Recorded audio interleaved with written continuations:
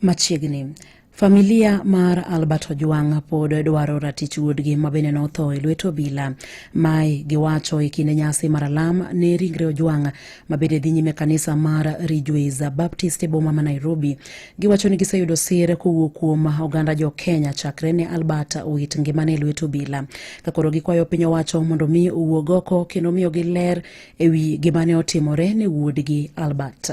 Maybe the government should do something more, and maybe our courts should pronounce themselves. Maybe the justice system are for a selected few, I don't know. But it's my prayer that we may give hope to the younger generation coming before us that our constitution is what it means, a constitution. Albert was just amongst a group of bloggers, and this is what he does. But I want to tell you that the eye of God is never closed. We may take the children right now, the young boys right now, to be on offense, while for sure it is us to bridge it. So we believe that as we cry, this God who is close to the brokenhearted, he will help us in this country.